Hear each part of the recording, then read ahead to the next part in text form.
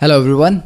तो आज हम स्टार्ट करेंगे with our new chapter that is carbon and its compounds. देखिए, कार्बन एंड इट्स कंपाउंड्स बहुत इंपॉर्टेंट है क्योंकि हमारी डे टू डे लाइफ में बहुत सारे ऑब्जेक्ट्स हैं, जैसे आपके कपड़े हैं, बुक्स हैं, या आप फर्नीचर की बात करें, ठीक है, आपकी जो कार्स हैं, व्हीकल्स हैं, उनमें बहुत सारा जो मटेरियल यूज़ हो रहा है। Most of the objects are based on carbon and its compounds. ठीक है, जितने भी ऑर्गेनिक कंपाउंड्स हैं, सारे ऑर्गेनिक कंपाउंड किस पे बेस्ड हैं? कार्बन पे। तो कार्बन को स्टडी करना, कार्बन की प्रॉपर्टीज़ को स्टडी करना इसलिए भी इम्पॉर्टेंट है कि जब आप ऑर्गेनिक केमिस्ट्री पढ़ेंगे तो वहाँ पर कार्बन की जो बेसिक अंडरस्टैंडिंग है, इसकी बॉन्डिंग की या इसकी प्रॉपर्टीज़ की, वो बहुत ज़रूरी है। और इनऑर्गेनिक में भी आपको कार्बन का ये जो फैमिली है, carbon and its compounds, group 14 जिसमें ये आता है, ये ग्रुप 14 आपको एक कंप्लीट चैप्टर पढ़ना है 11th में। ओके, तो इसलिए ये इंपॉर्टेंट है। अब आप सोच रहे होंगे कि यहाँ पर ये जो मैंने कार का फोटो डिस्प्ले किया है, इसका कार्बन एंड इट्स कंपाउंड से या आपके सिलेबस से क्या रिलेशन है। देखिए, कार्बन के बारे में एक बहुत इंपॉर्टेंट पॉइंट, आपने कार्बन फाइबर का नाम सुना होगा कि कार्बन फाइबर एक बहुत ही लाइट वेट मटीरियल है और बहुत ही ज़्यादा स्ट्रॉन्ग भी है। तो जितनी भी सुपर कार्स होती हैं, स्पोर्ट्स व्हीकल्स होते हैं, स्पोर्ट्स कार्स, स्पोर्ट्स बाइक्स आप बात करें, उनकी जो बॉडी है, उनकी बॉडी को बेसिकली हम किससे बनाते हैं? कार्बन फाइबर से, क्योंकि ये लाइट वेट है और स्टील से भी ज़्यादा स्ट्रॉन्ग है। तो ये कार को यहाँ पर शो करने का जो पर्पज़ है दैट इज़ कि इसकी जो बॉडी है उसमें बहुत ज़्यादा कार्बन फाइबर यूज़ किया गया है, इसीलिए ये लाइट वेट है, बहुत फास्ट एक्सेलरेट करती है और ऑब्वियसली बहुत ज़्यादा महंगी भी है। ठीक है, दूसरा ये डायग्राम आप यहाँ देख सकते हैं, ये डायमंड है। तो डायमंड भी कार्बन की ही एक फॉर्म है। और ये जो थर्ड डायग्राम है, दिस इज़ ग्रेफाइट। तो ग्रेफाइट कैसा होता है? जो आप लेड पेंसिल यूज़ करते हैं, लेड पेंसिल में बेसिकली लेड नहीं होता, दैट इज़ ग्रेफाइट। तो ग्रेफाइट बिल्कुल डिफरेंट दिखता है, इसकी प्रॉपर्टीज़ बहुत डिफरेंट है, बहुत डेलिकेट मटेरियल कि आप अगर इसको थोड़ा भी जोर लगाएंगे तो ये टूट जाएगा। But diamond, it is the strongest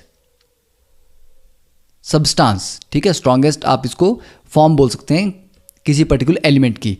तो कार्बन की ही दो फॉर्म्स हैं, ग्रेफाइट और डायमंड, पर उन दोनों की फिजिकल प्रॉपर्टीज में ज़मीन आसमान का डिफरेंस है। ठीक है, तो ये क्यों हुआ? इन दोनों में ऐसा क्या डिफरेंस है कि जिससे डायमंड इतना ज़्यादा स्ट्रॉन्ग है, इतना हार्ड है, और ग्रेफाइट इतना फ्रेजाइल है?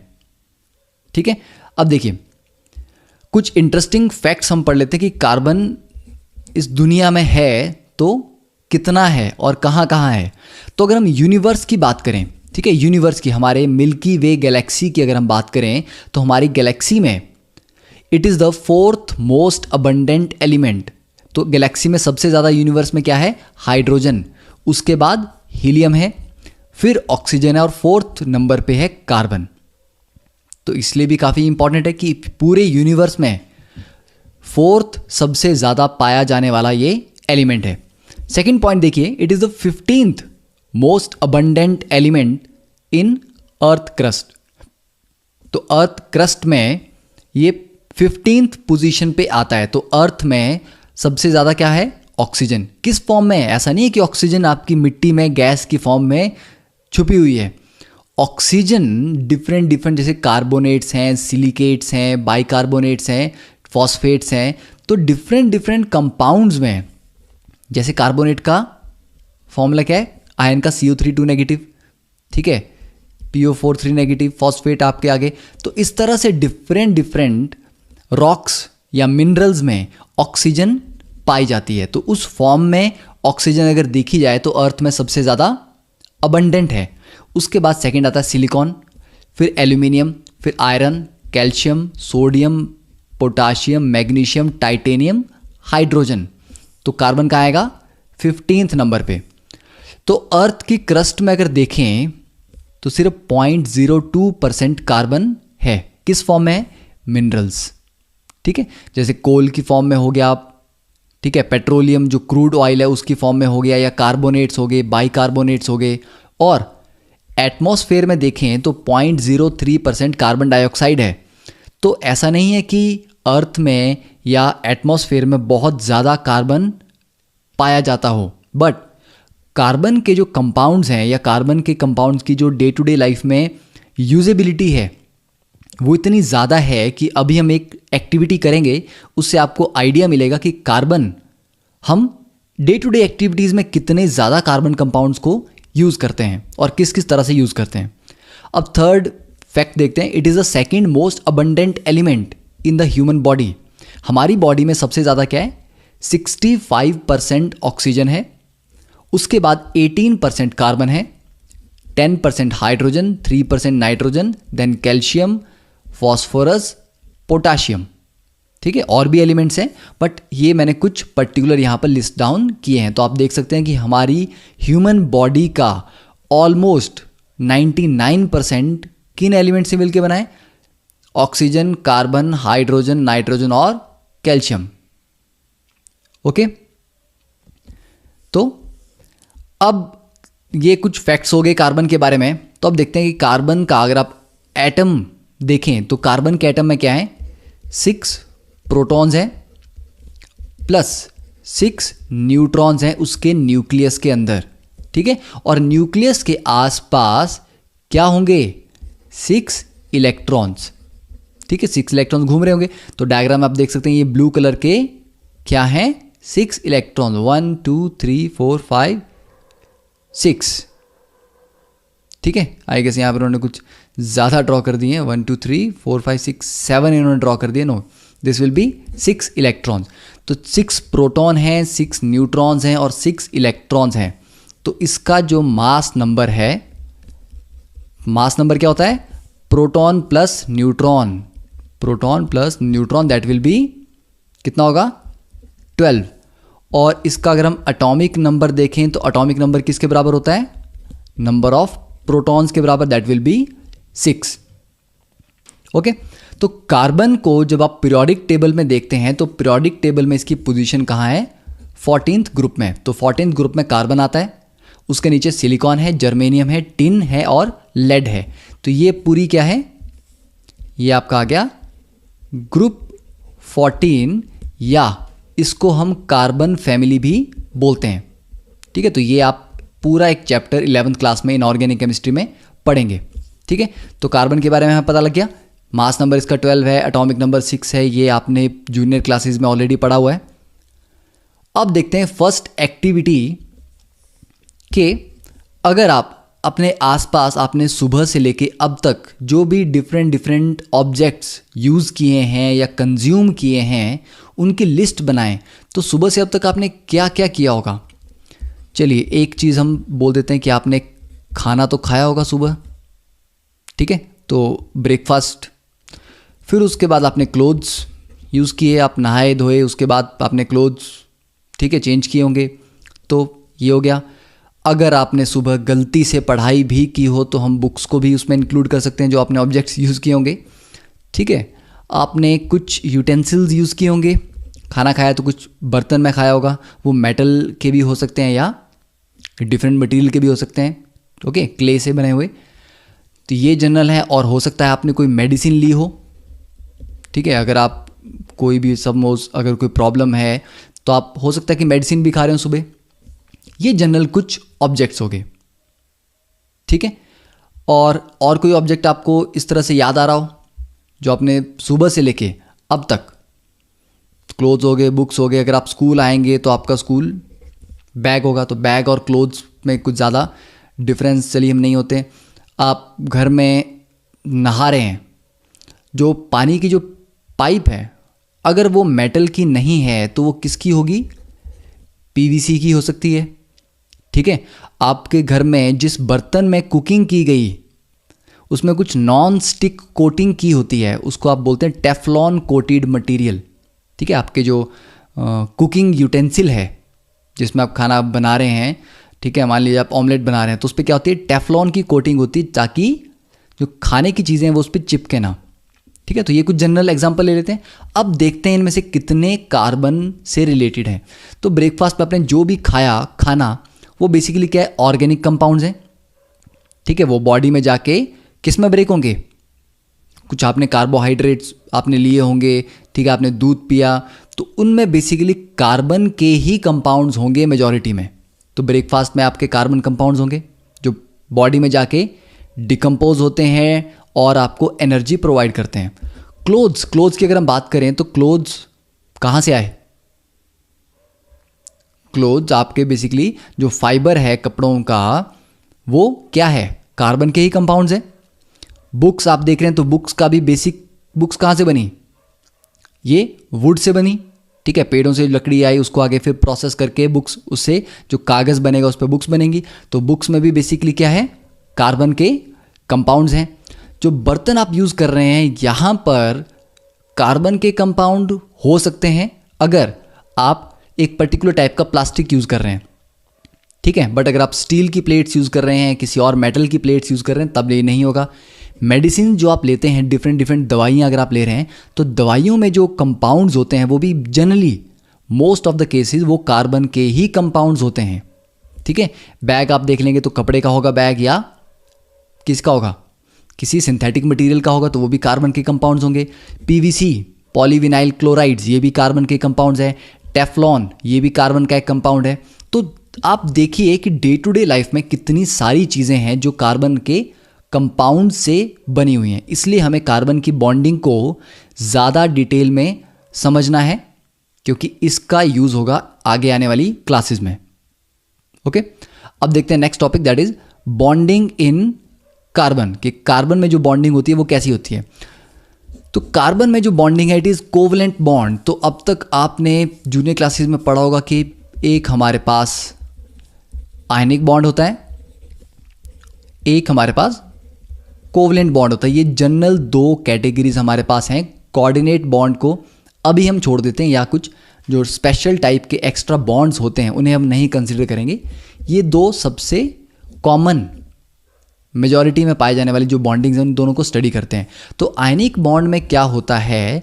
यहाँ पर होता है loss and gain of electrons, ठीक है, या आप बोल सकते हैं, और ट्रांसफ़र ऑफ इलेक्ट्रॉन्स, कि यहाँ पर इलेक्ट्रॉन्स ट्रांसफ़र किए गए। जैसे कि आप NaCl की फॉर्मेशन देंगे तो सोडियम ने बनाया इलेक्ट्रॉन लूज करके Na पॉजिटिव, ठीक है, और इलेक्ट्रॉन बाहर निकाल दिया। Cl ने ये इलेक्ट्रॉन गेन करके क्या बनाया?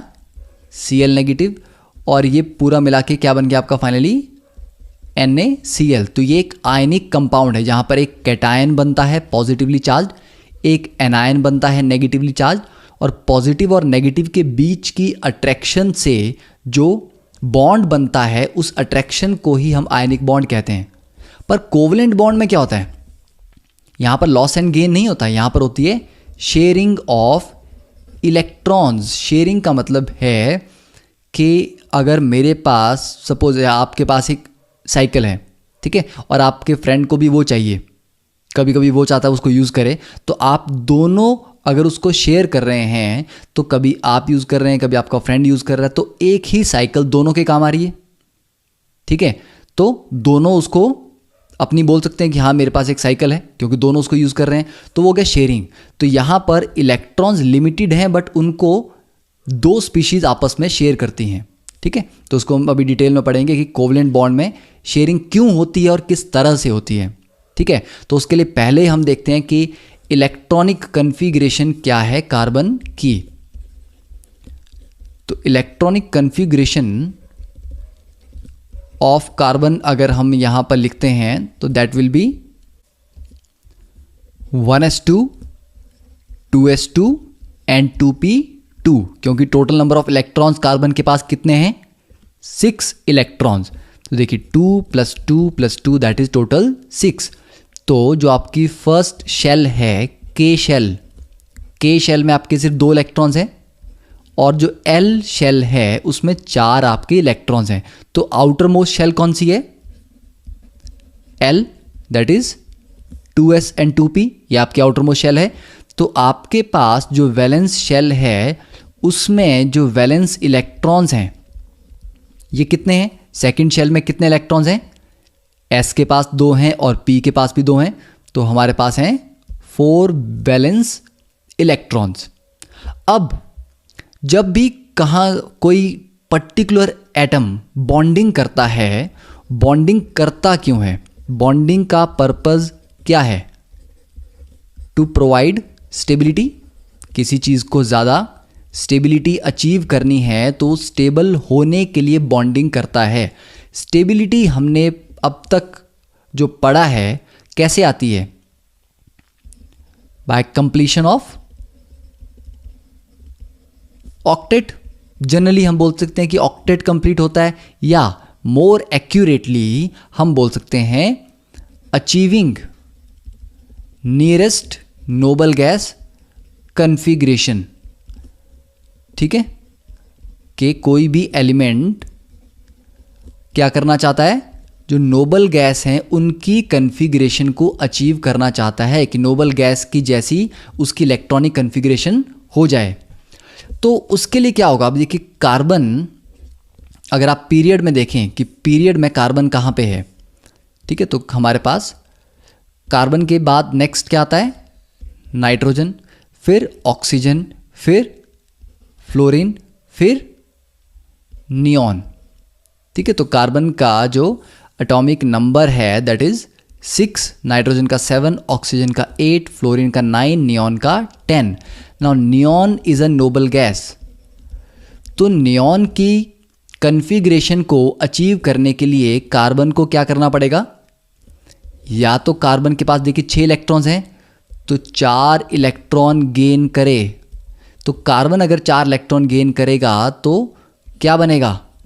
C4 नेगेटिव, क्योंकि एक इलेक्ट्रॉन गेन करने पे 1 नेगेटिव चार्ज आता है, तो 4 इलेक्ट्रॉन गेन करके C4 नेगेटिव बनेगा। तब नोबल गैस के बराबर इसमें इलेक्ट्रॉन्स आ जाएंगे। ठीक है, दूसरा तरीका क्या है? नियॉन से पीछे और कौन सी नोबल गैस आती है? हीलियम। ठीक है, एक ही नोबल गैस तो नहीं है, तो कार्बन अपने से आगे आने वाली नोबल गैस को भी अचीव कर सकता है। और इससे पीछे जो नोबल गैस आती है हीलियम, हीलियम का एटॉमिक नंबर कितना है? 2। तो कार्बन अगर हीलियम के बराबर जाना चाहे तो उसको क्या करना पड़ेंगे? 4 इलेक्ट्रॉन छोड़ने पड़ेंगे। तो 6 से 4 गए, तब जाके 2 इलेक्ट्रॉन बचेंगे, तो इसमें फिर क्या बनेगा? C4 positive. तो ये 2 तरीके हमारे दिमाग में आते हैं क्योंकि हमने आयनिक बॉन्डिंग को भी रिसेंटली पढ़ा है। बट मेन पॉइंट ये है कि ना तो C4 नेगेटिव बनता है ना ही C4 पॉजिटिव बनता है। क्यों? क्योंकि 4 इलेक्ट्रॉन गेन करने के बाद क्या हो जाएगा? हमारे पास होंगे 6 प्रोटॉन्स और 10 इलेक्ट्रॉन। अब देखिए, जब कार्बन न्यूट्रल है तो उसमें 6 प्रोटॉन हैं और 6 इलेक्ट्रॉन्स हैं, तो मतलब 6 प्रोटॉन 6 इलेक्ट्रॉन्स को संभाल रहे हैं। 1:1 चल रहा है काम उन दोनों के बीच में। अट्रैक्शन बिल्कुल बैलेंस्ड है। अब जब 6 प्रोटॉन्स को 10 इलेक्ट्रॉन को संभालना पड़ गया तो क्या होगा? सिस्टम अनस्टेबल हो जाएगा, नंबर ऑफ इलेक्ट्रॉन ज़्यादा हो जाएंगे, रिपल्शंस बढ़ जाएंगी और ये सिस्टम काम नहीं करेगा। तो 4 इलेक्ट्रॉन गेन करना बहुत बड़ा काम है, बहुत मुश्किल है। ठीक है, तो ये पॉसिबिलिटी ठीक नहीं है, तो ये नहीं होता। हाँ, ऑक्सीजन 2 इलेक्ट्रॉन गेन कर सकती है क्योंकि ऑक्सीजन के पास 8 हैं, इसको 2 और चाहिए, तो ये 2 गेन करके 10 में चला जाएगा। तो 2 गेन करने में दिक्कत नहीं है। फ्लोरीन एक ही गेन करके नोबल गैस कन्फिग्रेशन को अचीव कर लेगा, तो वो बहुत इजीली एक गेन करना चाहेगा। बट कार्बन को 4 गेन करने पड़ेंगे, मुश्किल है। ठीक है, अब दूसरा तरीका देखते हैं कि 4 इलेक्ट्रॉन लूज कर दे। देखिए, 4 इलेक्ट्रॉन लूज करना भी बहुत मुश्किल है क्योंकि तब क्या हो जाएगा? 6 प्रोटॉन्स बचेंगे पर 2 ही इलेक्ट्रॉन्स होंगे। तो ऐसा समझिए, पहले जब 6 प्रोटॉन 6 इलेक्ट्रॉन थे, 1 इलेक्ट्रॉन आपने निकाल दिया तो क्या होगा? 6 प्रोटॉन प्लस 5 इलेक्ट्रॉन। तो 6 प्रोटॉन 5 को ज़्यादा स्ट्रांगली खींच के रखेंगे क्योंकि प्रोटॉन ज़्यादा हो गए। अब जब आपने एक और निकाल दिया तो ये 4 हो गए। 6 का 4 के ऊपर अट्रैक्शन और ज़्यादा स्ट्रांग हो जाएगी, तो अगला इलेक्ट्रॉन निकालना और मुश्किल हो जाएगा। अब फिर भी किसी तरीके से आपने एक और निकाल दिया तो ये 3 हो गए। अब 6 को सिर्फ अगर 3 को ही अट्रैक्ट करना है तो अट्रैक्टिव फोर्सेस और भी स्ट्रांग हो जाएंगी। तो इन 3 से अब एक और निकालना और भी मुश्किल हो जाएगा। तो इस तरह से टोटल 4 इलेक्ट्रॉन निकालने के लिए बहुत ज़्यादा एनर्जी लगेगी, रिक्वायर्स वेरी हाई एनर्जी। इतनी हाई एनर्जी अगर देनी पड़ जाए तो फिर स्टेबिलिटी का क्या फ़ायदा। ठीक है कि अगर आपको लॉटरी जीतने के लिए 1 करोड़ की लॉटरी जीतने के लिए 1.5 करोड़ की रिश्वत ही देनी पड़ जाए तो ऐसी लॉटरी तो किसी काम की नहीं है। ठीक है, तो यहाँ पर ये 2 ऑप्शन फेल हो गई कि ना तो ये इलेक्ट्रॉन लूज करके कैटायन बनाएगा, ना ही ये इलेक्ट्रॉन गेन करके एनायन बनाएगा। तो अब और क्या हमारे पास ऑप्शन है। अब हमारे पास ऑप्शन आती है कोवलेंट बॉन्डिंग की, कि चलो अगर हम लूज नहीं कर सकते, गेन नहीं कर सकते तो शेयर ही कर लेते हैं। ठीक है, तो हम लिख सकते हैं कि carbon overcomes this problem by sharing of electrons with other atoms of carbon और other elements के वो कार्बन अपने ही और एटम्स के साथ इलेक्ट्रॉन शेयर कर सकता है या दूसरे एलिमेंट्स के साथ इलेक्ट्रॉन शेयर कर सकता है। अब ये जो शेयरिंग का तरीका है ये सिर्फ कार्बन ही नहीं करता, ये और एलिमेंट्स भी करते हैं। ठीक है, तो फॉर एग्जांपल सबसे इजी और सिंपल शेयरिंग देखते हैं हाइड्रोजन्स के बीच। तो देखिए हाइड्रोजन के पास 1 इलेक्ट्रॉन होता है। ठीक है, और नियरेस्ट नोबल गैस क्या है, हीलियम, 2 इलेक्ट्रॉन उसमें होते हैं। तो हम 2 हाइड्रोजन लेते हैं, इस एक हाइड्रोजन के पास अपना 1 इलेक्ट्रॉन है, इस एक हाइड्रोजन के पास भी अपना 1 इलेक्ट्रॉन है। तो यहाँ ये क्या करेंगे, शेयरिंग ऑफ इलेक्ट्रॉन। तो ये दोनों हाइड्रोजन अपना अपना 1-1 इलेक्ट्रॉन शेयर करते हैं। तो ये 1 इलेक्ट्रॉन पहले का आ गया, ये इलेक्ट्रॉन दूसरे का आ गया। अब अगर गिना जाए तो पहले हाइड्रोजन के पास भी 2 आएंगे क्योंकि शेयर हैं ये। ठीक है, शेयरिंग हुई है तो दोनों इलेक्ट्रॉन्स को दोनों हाइड्रोजन अपना अपना समझेंगे।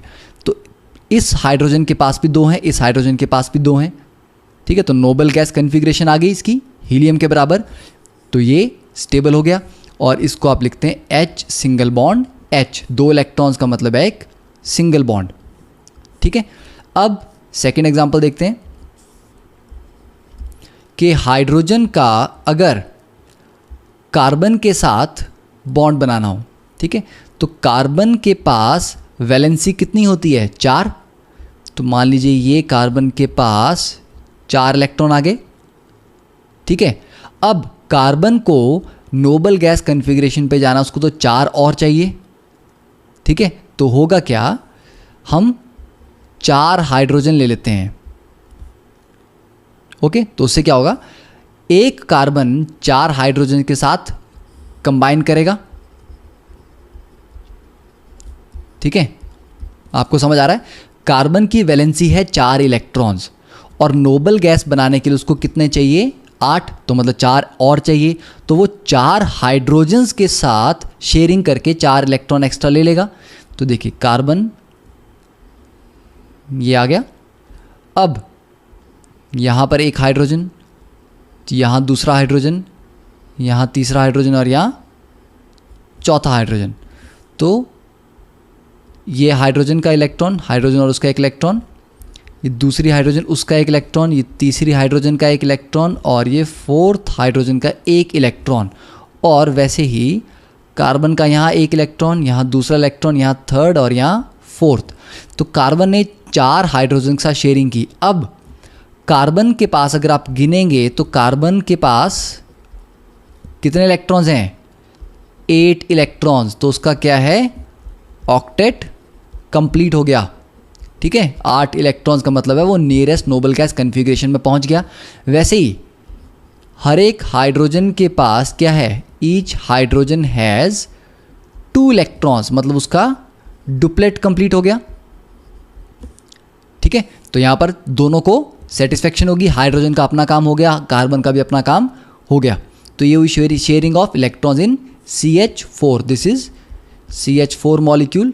और इसको अगर हमें रिप्रेजेंट करना है तो ये इस तरह से हम ड्रॉ करते हैं इसको, ठीक है। तो हर एक बॉन्ड का मतलब है 2 इलेक्ट्रॉन्स। तो यहाँ आप इसको अब डिफरेंट कलर से भी बता सकते हैं कि मान लीजिए ये वाला जो कलर है ये कार्बन के इलेक्ट्रॉन्स हो गए, ठीक है, और ये हाइड्रोजन के इलेक्ट्रॉन्स हो गए। Okay, that is clear. अब नेक्स्ट एग्जांपल लेते हैं कि ऑक्सीजन के बीच में शेयरिंग कैसे होती है। अब देखिए, ऑक्सीजन की अगर हम बात करें तो ऑक्सीजन की वैलेंसी कितनी है, अगर इसकी कन्फिग्रेशन लिखते हैं 1s2 2s2 2p4। ओके, तो यहाँ पर नंबर 2 शेल में कितने इलेक्ट्रॉन्स हैं, 6 वैलेंस इलेक्ट्रॉन। तो जब भी आप इस तरह से शेयरिंग के लिए स्ट्रक्चर लिखते हो, इन स्ट्रक्चर्स में सिर्फ वैलेंस इलेक्ट्रॉन यूज़ करने हैं। यहाँ कार्बन में मैंने 4 इलेक्ट्रॉन इसलिए लिखे क्योंकि कार्बन की वैलेंस 4 है। तो यहाँ पर याद रखिए कि only valence electrons are shown here, ठीक है। 6 इलेक्ट्रॉन नहीं मैं दिखाऊंगा, मैं सिर्फ वैलेंस इलेक्ट्रॉन यहाँ पर दिखाऊंगा, क्योंकि जो बॉन्डिंग में पार्टिसिपेट करते हैं वो सिर्फ वैलेंस इलेक्ट्रॉन ही होते हैं। तो उसी के अकॉर्डिंग अगर ऑक्सीजन के पास देखा जाए तो ऑक्सीजन के पास 6 इलेक्ट्रॉन्स होंगे। तो देखिए 1 2 3 4 5 6।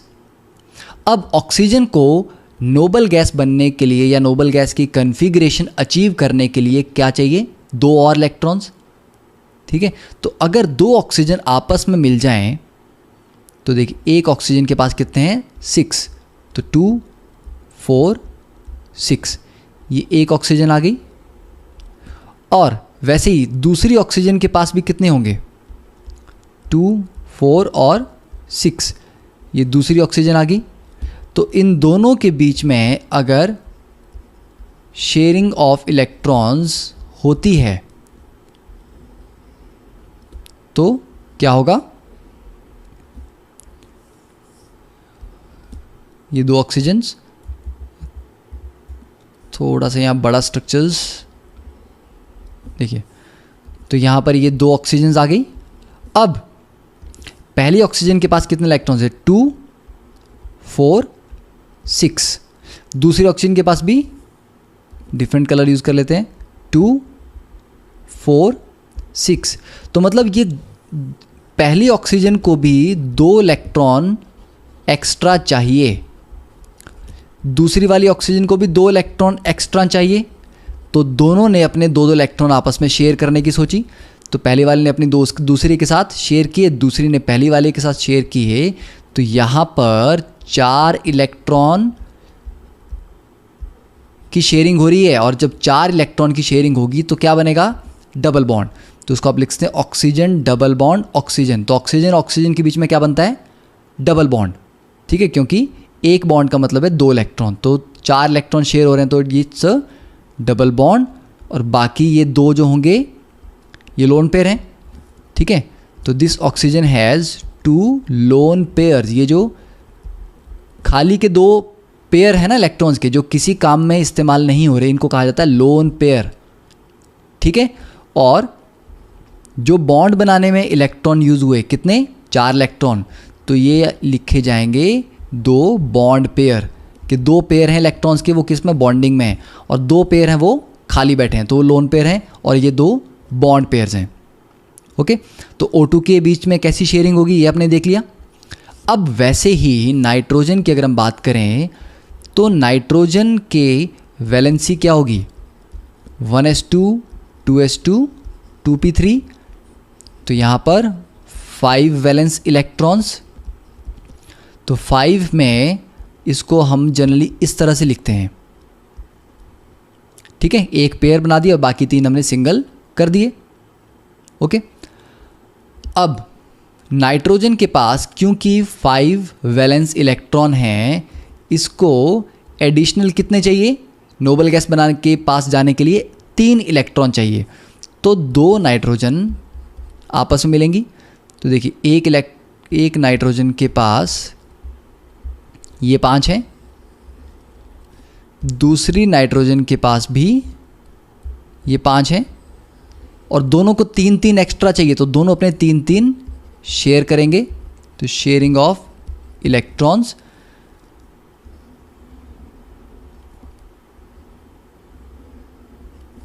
तो यहाँ आप लिखते हैं ये फर्स्ट नाइट्रोजन, ये सेकंड नाइट्रोजन, तो 3 इलेक्ट्रॉन पहली वाले ने दिए, 3 इलेक्ट्रॉन दूसरी वाली ने दिए, और पहली वाले पे 2 बचेंगे, दूसरी वाले पे 2 बचेंगे। अब क्योंकि यहाँ पे 6 इलेक्ट्रॉन्स की शेयरिंग हो रही है, तो 6 इलेक्ट्रॉन से क्या बनेंगे, ट्रिपल बॉन्ड। तो नाइट्रोजन नाइट्रोजन के बीच में एक ट्रिपल बॉन्ड बनता है, और दोनों पे एक एक लोन पेयर रहता है। तो पहली नाइट्रोजन पे क्या है, एक लोन पेयर है, और यहाँ पर ये ट्रिपल बॉन्ड का मतलब क्या है, 3 बॉन्ड पेयर्स या ट्रिपल बॉन्ड। ओके, तो ये लिख सकते हैं हम। तो अब इससे ऑक्टेट कैसे कंप्लीट होगा कि ये 6 इलेक्ट्रॉन्स, पहली नाइट्रोजन भी अपने गिनेगा, तो ये 6 प्लस ये 2 8 हो गए, तो पहली नाइट्रोजन का भी ऑक्टेट कंप्लीट हो गया, दूसरी नाइट्रोजन का भी ऑक्टेट कंप्लीट हो गया, तो दोनों को स्टेबिलिटी मिल गई। तो अल्टीमेटली शेयरिंग से सभी ट्राई क्या करते हैं कि सबका ऑक्टेट कंप्लीट हो जाए। ठीक है, अब देखते हैं कि अगर CO2 कार्बन और ऑक्सीजन के बीच में बॉन्डिंग हो तो वो कैसी होगी। तो देखिए, हमारे पास एक कार्बन है और 2 हमारे पास ऑक्सीजन है। अब कार्बन के पास टोटल कितने इलेक्ट्रॉन्स हैं, वैलेंस में 4 इलेक्ट्रॉन्स। ऑक्सीजन के पास वैलेंस में हैं 6 इलेक्ट्रॉन्स। तो कार्बन को कितने चाहिए, 4 और 4 8, तो 4 एक्स्ट्रा चाहिए, पर एक ऑक्सीजन को सिर्फ 2 चाहिए। तो कार्बन को चाहिए, इट रिक्वायर्स 4 एक्स्ट्रा। ऑक्सीजन को कितने चाहिए, इट रिक्वायर्स 2 एक्स्ट्रा। तो ऑक्सीजन अपने 2 कार्बन के 2 के साथ शेयर करेगी, तो ऑक्सीजन को और 2 मिल जाएंगे, क्योंकि ऑक्सीजन को तो 2 ही चाहिए। तो ये अपने 2 और कार्बन के 2 आपस में शेयर कर लेगी। पर कार्बन को क्योंकि 4 चाहिए, तो उसे दोनों ऑक्सीजन के साथ 2-2 शेयर करने पड़ेंगे। मतलब कार्बन बीच में रहेगा, 2 इलेक्ट्रॉन एक तरफ, 2 इलेक्ट्रॉन दूसरी तरफ। यहाँ एक ऑक्सीजन होगी, ये अपने 2 इलेक्ट्रॉन एक कार्बन से शेयर करेगी। वैसे ही दूसरी तरफ दूसरी ऑक्सीजन भी अपने ये 2 इलेक्ट्रॉन कार्बन से शेयर करेगी। ठीक है, तो जब इन दोनों के बीच में शेयरिंग ऑफ इलेक्ट्रॉन्स होंगी तो क्या स्ट्रक्चर बनेगा,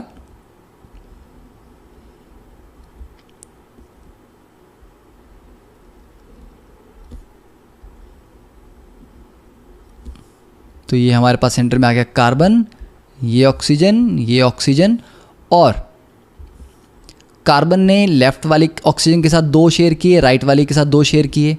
इस ऑक्सीजन ने भी यहाँ 2 शेयर किए, यहाँ पर 2 शेयर किए।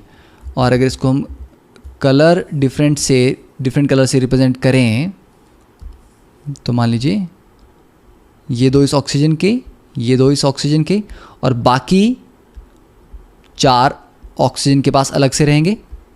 ठीक है, तो इसको अगर हमें रिप्रेजेंट करना हो तो ये आएगा कार्बन डबल बॉन्ड ऑक्सीजन, और लेफ्ट में भी कार्बन डबल बॉन्ड ऑक्सीजन, और दोनों ऑक्सीजन के पास 2 लोन पेयर रहेंगे, पर कार्बन के पास कुछ नहीं है। अब इस कार्बन के पास देखिए, लेफ्ट में 2 बॉन्ड है, राइट में 2 बॉन्ड है, टोटल 4 बॉन्ड। तो 4 बॉन्ड का मतलब 8 इलेक्ट्रॉन, दैट इज ऑक्टेट इसका कंप्लीट हो गया। ऑक्सीजन के पास देखें, ऑक्सीजन के पास 2 लोन पेयर हैं, 4 इलेक्ट्रॉन, और 2 बॉन्ड्स हैं, यहाँ पर भी 4 इलेक्ट्रॉन, तो इसका भी ऑक्टेट कंप्लीट हो गया। तो कार्बन और ऑक्सीजन तीनों के ऑक्टेट यहाँ पर कंप्लीट हैं। तो दिस प्रोवाइड्स स्टेबिलिटी। तो इस तरह से आपको बहुत सारे स्ट्रक्चर्स के लिए कोवलेंट बॉन्डिंग को प्रैक्टिस करना है। ठीक है, जाते जाते एक और स्ट्रक्चर फिर देख लेते हैं, अमोनिया। तो यहाँ नाइट्रोजन हाइड्रोजन के साथ कंबाइन करता है, तो एक नाइट्रोजन की वैलेंस है 5। अब हम क्या करेंगे, एक हाइड्रोजन यहाँ रखते हैं, एक हाइड्रोजन यहाँ रखते हैं, और एक हाइड्रोजन यहाँ रखते हैं। ठीक है, तो इससे आपके पास फाइनली जो स्ट्रक्चर मिलेगा that will be NH3, this is called ammonia gas. तो नाइट्रोजन के पास एक लोन पेयर रहता है और 3 बॉन्ड बनते हैं इसके 3 हाइड्रोजन्स के साथ। तो नाइट्रोजन के पास एक लोन पेयर है और 3 बॉन्ड पेयर हैं, तो टोटल 2 4 6 8। तो नाइट्रोजन का भी ऑक्टेट कंप्लीट और तीनों हाइड्रोजन के डुप्लेट्स कंप्लीट। तो I think this is sufficient कि कोवलेंट बॉन्डिंग किस तरह से हमें रिप्रेजेंट करनी है। और ये जो डायग्राम हम बना रहे हैं इस तरह के इलेक्ट्रॉन शेयरिंग के, इनको बोलते हैं लुईस डॉट स्ट्रक्चर्स। क्या कहते हैं इन्हें? लुईस डॉट स्ट्रक्चर्स, ठीक है, क्योंकि एक एक डॉट से हम इलेक्ट्रॉन को रिप्रेजेंट कर रहे हैं यहाँ पे, ठीक है। इसकी इंपॉर्टेंस आगे ऑर्गेनिक केमिस्ट्री में जब हम रेजोनेंस पढ़ेंगे एक कॉन्सेप्ट, तो वहाँ पर आपको इसकी इंपॉर्टेंस समझ आएगी और ज़्यादा डिटेल में समझ आएगी कि लुईस डॉट स्ट्रक्चर्स कहाँ कहाँ इंपॉर्टेंट हैं, कहाँ कहाँ यूज़ होते हैं। फॉर्मल चार्जेस हम कैलकुलेट करेंगे ऑर्गेनिक में, वहाँ पर आपको लुईस डॉट स्ट्रक्चर्स बनाने आने चाहिए और करेक्ट बनाने आने चाहिए, ठीक है। तो that is about the covalent bonding. अब नेक्स्ट देखते हैं allotropes of carbon.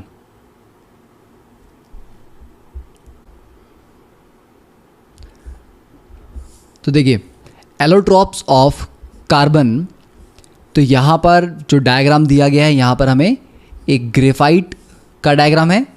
First is graphite, second is diamond और थर्ड इज बकमिंस्टर फुलरीन, जिसको C60 कहा जाता है या बकी बॉल कहा जाता है या जस्ट फुलरीन भी कहा जाता है। तो एलोट्रोप्स बेसिकली क्या होते हैं? कार्बन एक पर्टिकुलर एलिमेंट है, ओके। एक एलिमेंट मतलब कार्बन के ही एटम्स आपस में किस तरह से जुड़े हुए हैं, वो डिफरेंट तरीके से अलग अलग स्ट्रक्चर बना सकते हैं। जैसे ग्रेफाइट में अगर आप देखें तो एक पर्टिकुलर कार्बन 3 और कार्बन से यहाँ पर जुड़ा हुआ है, ठीक है। तो हर एक कार्बन 3 कार्बन से जुड़ा होगा और ये एक लेयर है। ये जो आपको ये दिखाई दे रहा है, ये एक लेयर है। इसके नीचे ऐसी एक और लेयर है। तो ग्रेफाइट कैसा होता है, आप ये मान लीजिए आपने एक पेपर लिया, एक पेज लिया, उसके ऊपर एक और पेज रख दिया, उसके ऊपर एक और पेज रख दिया, तो ये लेयर्ड स्ट्रक्चर है, ठीक है। इसमें एक लेयर, एक दूसरी लेयर, तीसरी लेयर, चौथी लेयर, इस तरह से लेयर्स के ऊपर लेयर्स बनी रहती हैं। इसीलिए ग्रेफाइट थोड़ा स्लिपरी होता है, क्योंकि लेयर्स एक दूसरे के ऊपर फिसल जाती हैं। तो ग्रेफाइट में एक कार्बन 3 कार्बन से बॉन्डेड है और ग्रेफाइट इलेक्ट्रिसिटी कंडक्ट करता है, ठीक है। तो यहाँ पर कार्बन एटम्स एक पर्टिकुलर तरीके से आपस में बॉन्ड बना रहे हैं। डायमंड में क्या डिफरेंस है? डायमंड में अगर आप देखें तो एक पर्टिकुलर यहाँ पर जो कार्बन है, ये देखिए 1 2 3 4, ये 4 कार्बन से बॉन्डेड है। डिफरेंस है ना दोनों में। ग्रेफाइट में एक कार्बन 3 कार्बन से बॉन्डेड था, डायमंड में हर कार्बन 4 कार्बन से बॉन्डेड होगा। वो 4 आगे हर एक 4 के साथ बॉन्डेड होंगे, ठीक है। तो दोनों में किस तरह से वो स्ट्रक्चर अपना बना रहे हैं मॉलिक्यूलर लेवल पे, एटॉमिक लेवल पे, इसका डिफरेंस है। और इसकी वजह से दोनों की प्रॉपर्टीज़ में जो डिफरेंस है वो तो ज़मीन आसमान का है। अगर आप डायमंड लेने जाएंगे 10 ग्राम, तो वो कितने का आपको पड़ेगा, और 10 ग्राम ग्रेफाइट आपको कितने का पड़ेगा, वो आप रेट में भी डिफरेंस दे सकते हैं, उनकी हार्डनेस में डिफरेंस दे सकते हैं। Diamond is the hardest element, ठीक है, हार्डेस्ट स्पीशीज़ है। तो डायमंड से आप बहुत सारी चीज़ें काट सकते हैं, ग्रेफाइट से नहीं काट सकते। ग्रेफाइट इलेक्ट्रिसिटी कंडक्ट करता है जबकि डायमंड कंडक्ट नहीं करता। बकमिंस्टर फुलरीन एक डिफरेंट ही अरेंजमेंट है। यहाँ पर कार्बन कार्बन के एटम्स आपस में लगे हैं और एक क्लोज्ड स्ट्रक्चर बना रहे हैं। डायमंड में तो ये इन्फानाइट चेन चलती रहेगी, ये फैलता जाएगा एक जाल की तरह, बट C60 में क्या एक फुटबॉल जैसा स्ट्रक्चर बन गया है, ओके। तो एलोट्रोप्स बेसिकली देखिए क्या होते हैं, एक ही एलिमेंट जब अलग अलग फॉर्म्स में, फिजिकल फॉर्म्स में एग्जिस्ट करता है, उन फॉर्म्स को एलोट्रोप्स कहा जाता है और इस प्रॉपर्टी को कहते हैं एलोट्रॉपी। तो it is the property of some chemical elements to be able to take 2 or more different forms, कि कोई केमिकल एलिमेंट 2 या 2 से ज़्यादा डिफरेंट फॉर्म्स में एग्जिस्ट कर रहा है, जहाँ पर atoms are arranged differently by chemical bonds, कि उनमें डिफरेंस क्या है कि एटम्स अलग अलग तरीके से एक दूसरे के साथ जुड़े हुए हैं। तो यहाँ पर तो हमने सिर्फ 3 एलोट्रॉप्स इसके पढ़े हैं, बट अगर आप डिटेल्ड इसके अगर आप थोड़ी सी जाएं तो आपके जनरल नॉलेज के लिए कार्बन के टोटल 8 एलोट्रॉप्स हैं। पहला है डायमंड, तो ये मान लीजिए इसको, इसकी प्रॉपर्टी क्या है, हार्डेस्ट सब्सटेंस, बहुत ज़्यादा हार्डनेस है इसकी, ठीक है। Second point, non conductor of electricity, ठीक है, इलेक्ट्रिसिटी को कंडक्ट नहीं करता है। और डायमंड में क्या है, एक 3 डायमेंशनल अरेंजमेंट है या 3D स्ट्रक्चर है इसका, तो 3D arrangement of carbon atoms, ठीक है। तो 3D अरेंजमेंट की वजह से इसकी जो स्ट्रेंथ है वो बहुत ज़्यादा है। ओके, तो ये कुछ जनरल प्रॉपर्टीज हम इसकी लिखते हैं। ग्रेफाइट क्या है, हार्डेस्ट तो नहीं है, बट ये conducts electricity,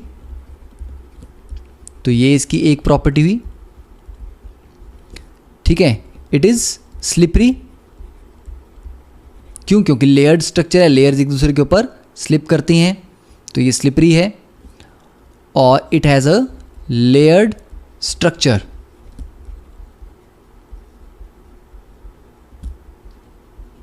where each carbon is bonded to 3 other carbons.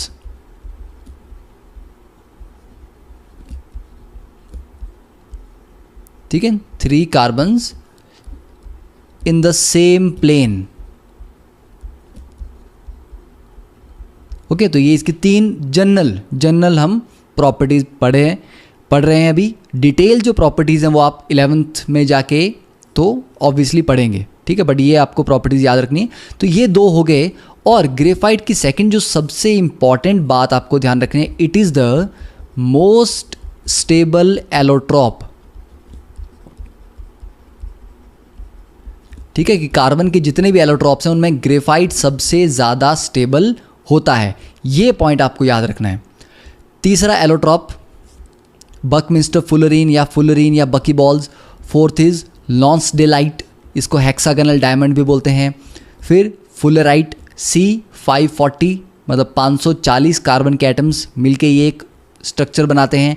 फिर amorphous carbon C70, single walled carbon nanotubes. देखिए नैनो ट्यूब्स क्या होती हैं, इस डायग्राम में आपको दिख रहा है। तो यहाँ पर एक रेड वॉल है, उसके अंदर एक ब्लू है और एक येलो है, तो ये 3 वॉल्स हैं, ठीक है। अभी हम सिंगल की बात कर रहे हैं, तो सिर्फ अगर आप येलो वाली को ही लें या सिर्फ रेड को लें तो ये एक ट्यूब जैसी बनी है कार्बन के एटम से, तो इनको बोलते हैं नैनो ट्यूब्स।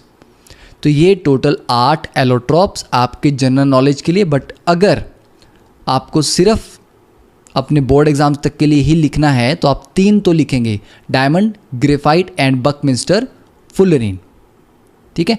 तो that completes the allotropes of carbon. तो नेक्स्ट लेक्चर में हम स्टडी करेंगे कि what are the versatile properties of carbon, कि कार्बन इतने ज़्यादा वैरायटी के कंपाउंड्स कैसे बना लेता है, क्या उसकी प्रॉपर्टीज़ हैं। Okay, and some of the NCERT problems भी हम डिस्कस करेंगे। Okay, so that is all for today's lecture. See you in the next class. Thank you.